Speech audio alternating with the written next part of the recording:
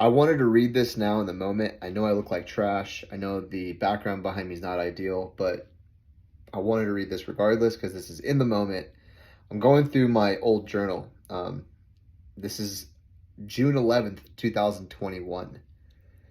It says, "Today I feel nervous or uncertain about our finances. We had our installer for Idaho shut down 75% of its workforce. Now I don't know where to put these jobs that want to move forward.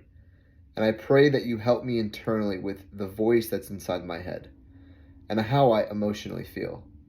I know that in your name, you have all power. And so I do sit calmly patient no matter how nervous my emotions may become. I will praise you through all this as I see the blessing in disguise.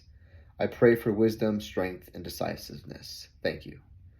And, I can reflect back in this moment that I didn't know what to do. I just had a partner of mine walk away from me after taking $30,000. And actually, we walked away from them after they had taken $30,000 and not paid us back.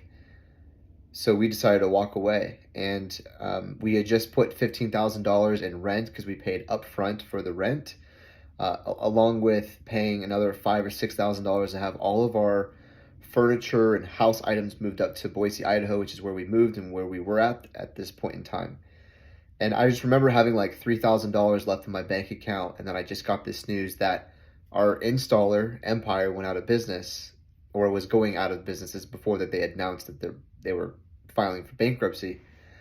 But when we had first found out that they had laid off 75% of their workforce, this was that day. And I just remember feeling so broken and so lost. Like, how could this be? How could I be this stupid? How could I let my finances drop this low? And, man, it turned a savage out of me. It turned me into a fucking rebel. And I went after it. I did over 900 sales calls within 6 months. I brought on like 18 people and was doing sales calls every single day for all of them. And, it's funny with the solar industry. It's a hard business to be in. You've got to be in it for the long haul. You have to outlast your competition. And a lot of them didn't last. I have a few that did, but a lot of them didn't last. And because of that, it taught me a very serious lesson in resolve in my life. And it's so amazing that I can look back at this and say, I'm scared, I'm worried, but I know that you have all the power, and so I remain patient. One of my mottos is outlast the competition. I tell all my guys, outlast the competition.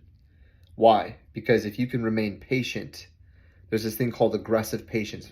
Aggressive with the work, but patient with the results. If you can trust in a bigger source and remain patient, knowing that all will be well in the end. If it's not okay, it's not the end. Okay?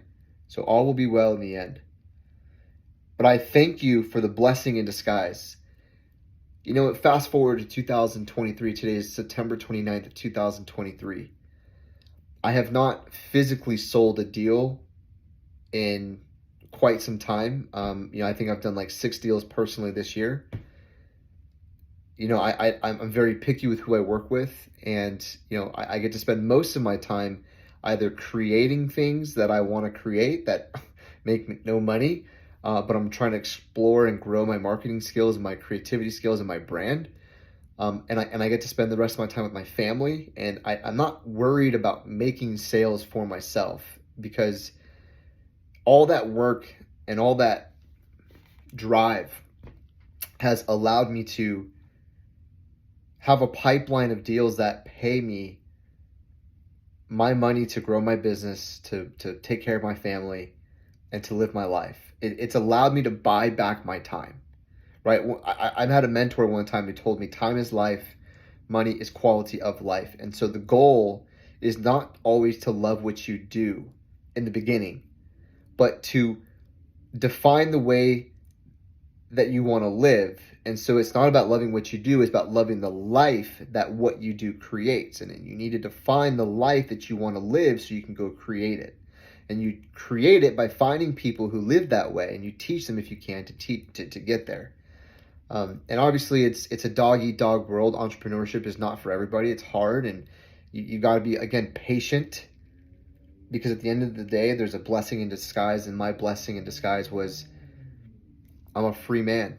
I'm an entrepreneur. I can work on my craft. I can work on my business or businesses. I can choose to go in any direction that I want because I have cash flow and capital, not a ton, but enough to do whatever I want with my life at this point in stage.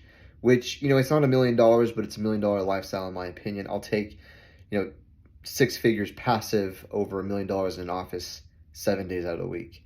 And it was a blessing in disguise. And so through that, I do believe that I gained a lot of wisdom. I do believe that I've become stronger, and I do believe that I've become more decisive in my actions. And so, wow, what a reflection to just look back and see where I was at and see where I'm at today.